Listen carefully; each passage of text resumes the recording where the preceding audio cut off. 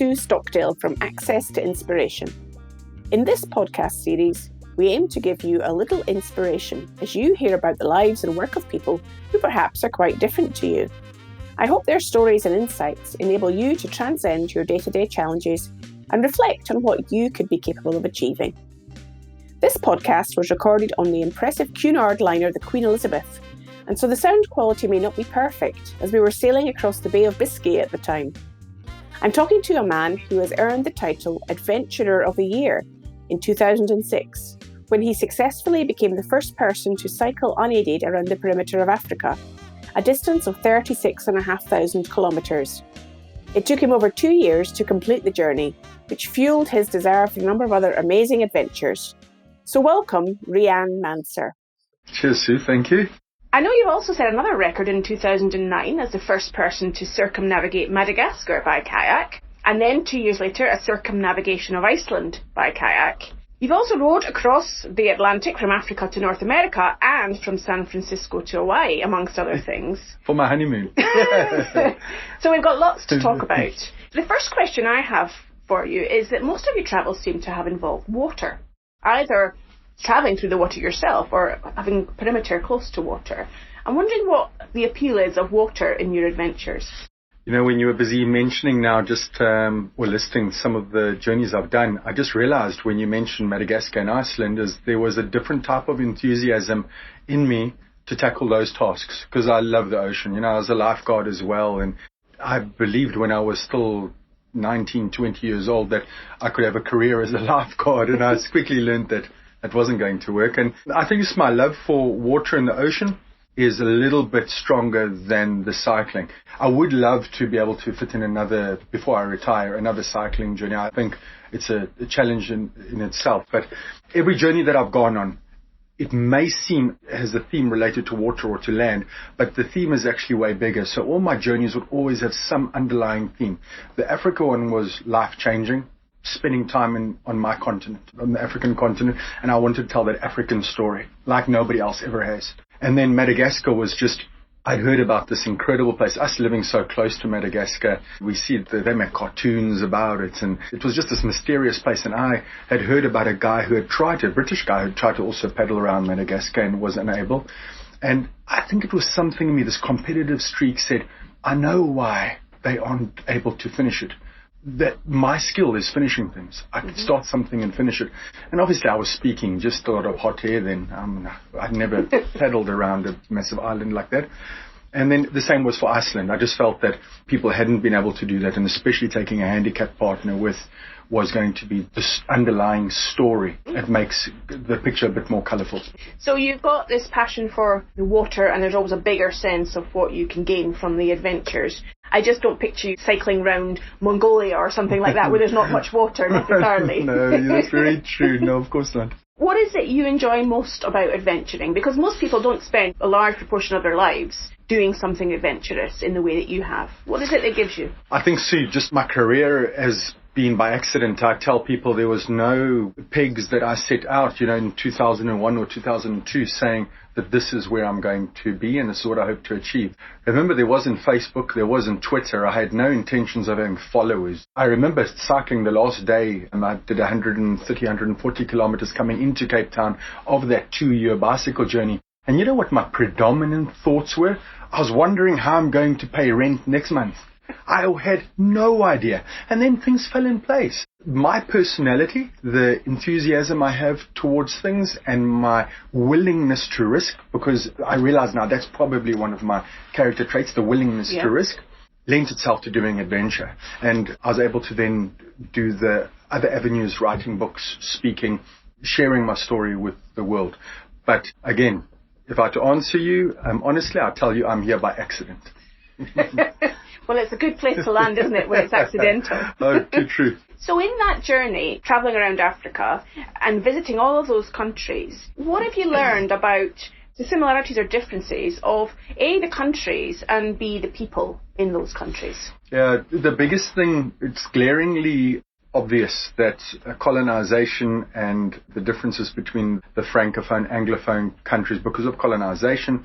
And then, I had a lot more in-depth look into people's psyche. So First of all, let's just say that the continent, countries on the east, west, north, south of Africa are super different, and to the core so much.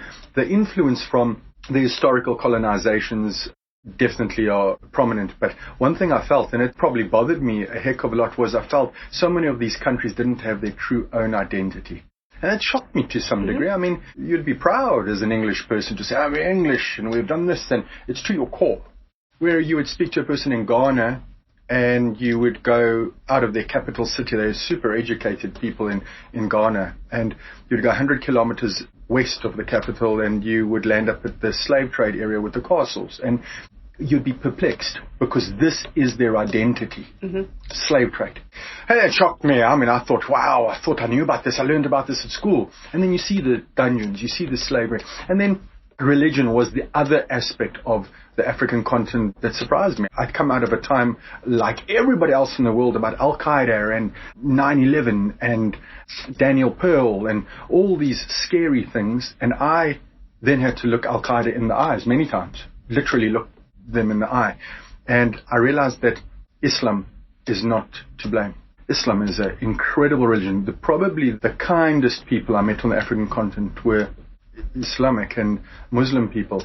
And before I left South Africa, I only saw Islam as a danger and as something scary. I learned that. And then lastly is that language definitely is something that bonds but also separates. You'd go across a border and people are speaking English, and then you'd get across the border and they're going to say one word. They only speak French, and you've got to suddenly have your French ready, and Portuguese. Swahili also, just an incredible language on the east of Africa that people don't realize is the most spoken on the continent. Yeah, no, listen, I can labor it, but as you can see, a 2-year journey, sure, delivered for me as a human being and changed me as a human being. Wow, I can get a real sense of the diversity that you experienced from what you say there. I know from my own expedition experiences, Riaan, that preparation is really key to success. Not only preparation of physical things, but also mental preparation. So I'm wondering what role preparation played in your journeys, not just the African one, but all the journeys you've done. I think I learned the art of preparation. You know, I'd spend more time with people like yourself and post my Africa trip. And then I don't think I was always the best prepared. So if we were in a club, it would probably be Sue that would win the gold medal for preparation and somebody else, and I would not be in medal contention. My wife would sometimes say to me, why do you leave things till last minute? And it's not that I left they were all physical things that sometimes we'd leave for last minute, would it look as such. But one thing that I realize now, looking back at this 2 decades of the journeys that I've done, is that mentally, I absolutely had no gray area. Not a fraction of a percent in me was unsure about what I was willing to sacrifice and what I needed to achieve. I wasn't going to go halfway and come back a hero and have people applaud me in a newspaper or tell me, don't worry, you tried your best. I was only coming back with success. Whether that meant death or not, I was willing to sacrifice that. So for me, I always make the excuse that I may not be the most physically prepared. I say getting the right equipment always to every point. Of course, I try. But nobody matches me when it comes to my mental preparation. So you'd be winning the gold medal in those stakes? I hope so. Obviously, as with age, I'm not willing to risk, because I'm a sissy now, definitely, compared to what I was 20 years ago. I'm not willing to risk as much. But, you know, when we talk like this now, I just realize how people like yourself, especially the people that are articulate when it comes to that physical preparation of your gear and your equipment and an understanding of them, how vital it is. It is super vital. I've been blessed with luck.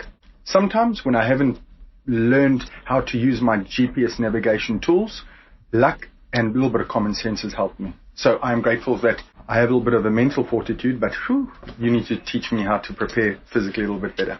The other thing that you've mentioned to me in our conversations, Riaan, is you've now got a young son. And, you know, you also mentioned there that you jokingly describe yourself as a sissy. So I think with experience, we take a different view of the world. I'm wondering what your hopes and desires are for your young son as he grows up, looking to you and knowing what you've achieved. I have no ideas for my son at all. One thing, and I know it's a little bit too philosophical, is that I'm going to bring up a good man. That is it. I'm going to bring up a good man. Travel has humiliated me to such an extent where it's shown me how naive I am to what's actually happening in the world. You can read a newspaper and you read other people's opinions. Go out there and travel and get the real opinion from the horse's mouth. So travel has really given that to me. If I'm going to give my son something, I'm hoping that he's going to be just a good human being, but that he also travels.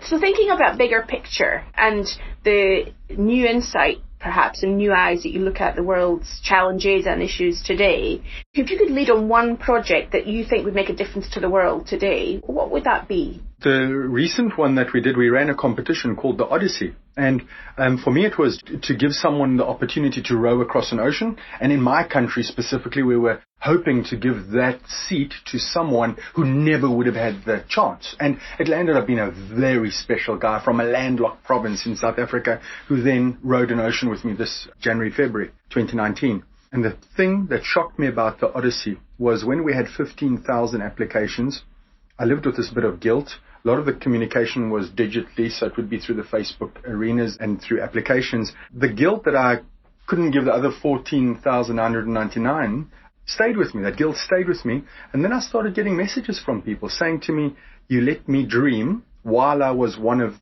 the top 50 or the top 100. You let me dream for a month that I was going to be rowing across an ocean. All my dinner conversations, my conversations with my children, with my husband, were all about this rowing. And I think that's what I'd love to be able to do in my journeys, is allow other people the opportunity to dream. Seems a little bit philosophical, but you'll look into a child's eyes, the difference between a child who's willing to dream and a child who's never been taught to dream. I think traveling and adventure allows a person to dream and dream big. Well, you're speaking to somebody who does that as well, so I really identify with what you're saying. One of the other things in understanding the adventures that you've had, Riaan, is that some of them have been on your own and some of them have been with others. And I'm wondering, therefore, how you've adapted when you have to kind of share your adventure, and often in close proximity, from what I understand, with other people. I think I'm probably better on my own because I'm a difficult character. I think I'm stubborn. I like doing things my way, but always when I say that and I make it sound as if that is a negative, I think most people like to do things their way. Who doesn't, you know? So traveling with a partner, I think the Iceland circumnavigation with Dan, we bumped heads and it was difficult. And I think I was immature in managing relationship then. He wasn't a close friend at the time. We were acquaintances, would have a few beers together. And that relationship also grew, maybe not to the ideal romantic brother ending that I was hoping for, but we achieved something incredible. So doing that journey taught me so much and showed me the lapses in concentration when it comes to looking after somebody else emotionally. And I just presume somebody to suck it up and get on with it, and that's not the way you should. You know, you need to get into somebody's psyche to understand what are their triggers. And then going with my girlfriend of 14 years, rowing 6 months in that boat to New York City from Africa, that was nearly the end of us as a relationship. It was the darkest moments. And I always joke and say we never argued, but oh man, up till halfway, it was horrendous. And then we made peace. We said to each other, number one, I realized my girlfriend of 14 years was harboring a lot of communication that she hadn't shared with me. And I can understand. She wanted to be married, wanted to have a family. And we'd never really got into that conversation. It took a rowing trip across the ocean to start talking honestly with each other. And then I think just over time I've matured. It's something when you're a youngster, you presume that age can't give you these gifts and this wisdom. And I'm by no stretch of the imagination wise, but I'm a heck of a lot wiser than the 27-year-old that started the bicycle trip. So me going with other people was definitely allowing me a space to grow as a person. I think my single journeys were a little bit selfish to some degree, if I may use that poetic language. Yeah. Sounds like these things have had a profound impact on you and your learning about yourself and who you are and how you conduct yourself in the world. Sue, without a doubt, I came from a space where I was brought up in foster homes and I lived in the shame. I wouldn't even tell people. It would be the scariest thing. I think I went through primary school I blocked it out of my mind that everybody at the school knew that I was this foster child, but never, ever, ever was there any talk of that from me, not one conversation, but everybody knew, you know, but I lived this pride that probably was a bit false. And I think that toughened me in the areas that needed toughening, where you could look back at that and say, oh, shame, poor guy. It wasn't no shame. It was my gift my life's gifts to me. Growing as an individual in this space of adventure, I think from yourself, you know that when you've started a journey, your trip to the North Pole would definitely be a different Sue that began and a different Sue that ended. We know that in that space, and you can't put your finger on it exactly, but you tell people, I see the world differently. Yeah, it's a huge learning opportunity, isn't it, those adventures? And some might say that you live quite an unconventional life, not like the normal 9-to-5 person that's working for somebody else. So I'm wondering, are there any aspects of your life that are conventional? Or is everything completely unconventional? No, I think I am probably quite a boring guy, actually, if I think about it. I wish I was considered more adventurous in other aspects of my life. Let me actually if I think about it quickly, I always see myself as slightly boring, risk-averse. I think what has happened is that I keep structure in how I would earn a living. So when it comes down to that, I think I'm super impatient. That's my problem. Probably my biggest problem is I can't keep my concentration on something long enough. It's a skill for some people. I'd get bored if I was in a 9-to-5 job. So if somebody was interviewing me and saying to me, Riaan, would you be committed to this business forever? Do you see a future for yourself? I'd have to be honest with him or her and tell him, no, I don't see myself here in a year's time. And then I wouldn't get hired. So it will be a fruitless exercise to go for a 9-to-5 job. It's interesting that you say that you can't concentrate on something for any length of time. One might argue that cycling round a continent for 2 years was quite a great deal of concentration required. I woke up every morning and I made as if I was just starting the journey all over again. So it's a Groundhog Day yet again. Yeah, it's exactly that, sure. So with that kind of idea of not concentrating or focus on anything for too long and filling your life with adventure and interesting things, if you and I were sitting here 20 years ahead and we'd fast forwarded our lives, your son would now be grown up and, the world will have changed. What would you like to have accomplished by that time, if you were 20 years on from now? We have the privilege of being on the Queen Elizabeth, and when we get this chance to see, it's an elderly crowd, I think, that come on these type of cruises. It's super fancy and people that have done things in their lives. And to answer your question, 20 years time, we rubbing shoulders with those people that you're progressing us 20 years time in thought. And when I chat to them, I just realize many of them have got a little bit of a vacuum of happiness, I feel. Sometimes there's not the pure happiness. It's I've achieved. I'm hoping that I can still go with my gut feel. I don't know why, and I'm a new parent, so you have to forgive me, but I feel everything always comes back down to my son. And I'm saying, if I brought up a good kid, I can really sit with a chest full of pride and say, look at what my son's done. I mean, this is a new parent speaking, of course, so, but I feel if I did do something, I would like to see this Odyssey idea of mine where we're offering this prize that money can't buy in the space of adventure and change people's lives. Fanafakile Lepacha is a guy that comes from Putatichaba, which is a landlocked province in South Africa, and his life has changed. Not just his life, his wife's life, his little twins, his broader family, and his community. Now imagine you walked to life and everywhere you went you left positive ripples where people's lives changed. You're going to die rich, poor, clever, dumb. All those things would happen on your deathbed. But the ripples that you made would be continuing. And imagine I can actually say that I had those positive ripples that I sent out into the world. Yeah, that's quite a thought to have, isn't it? The impact that one leaves as one goes through your life to others. In a positive sense. You imagine somebody in their last few years of their life, they probably are looking back and saying, where did I make an impact? Where?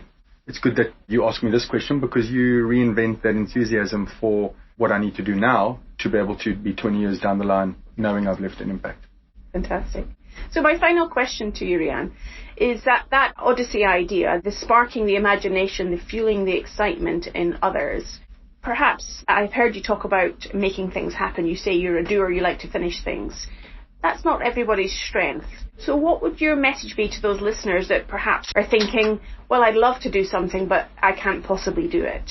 What would be that one message that could perhaps nudge them towards change in some way? I disagree with you in that people are different with getting the job done. I think my mental approach is not afraid of journeys that could take years, which is to some people just couldn't even fathom. And I'm saying that first make the choice that you do want to get a job done. Because I don't think anybody sits there and says, I don't like to get the job ever done. We like to get the job done. make shorter goals. The difference between human beings and an achievement is your ability to be able to aim for something. So some people can aim a month ahead. Some people cannot aim 1 hour ahead. Find where you fit in and then aim for that 1 hour ahead, or the 6 hours ahead, or the week ahead. And then you will see how those goals just accumulate. Everybody says to me, wow, look what you've done in 20 years with my journeys. And the truth about it, Sue, is that I didn't do 20 years of journeys. I did 1 kilometer at a time, 1 pedal stroke, 1 paddle stroke, 1 oar stroke. And then it's given me 20 years suddenly. So no, aim for your little 1 hour, 5 hour, 1 week goal, and you'll see how your 1 year, 5 year goals just become a reality. What's the best way for people to find you in the internet or social media if they want to find out more about Riaan Manser? Please, yeah. I just realized, the library of content that's on the net, just related to the journeys I've done is just so vast, and from interviews to places and books I've written. Just Google my name, Riaan Manser, or just if you hear about that guy that circumnavigated Africa on a bicycle, Google that and you'll find me. Still the only guy who's ever done that. Once somebody's found me and they've listened to your podcast, communicate, send a little message and say where it impacted you, or tell me how you didn't like the way I think. I also learn from that as well. It's been a real pleasure to talk to you again. Thank you so much. Thank you for your time. Lovely. Cheers.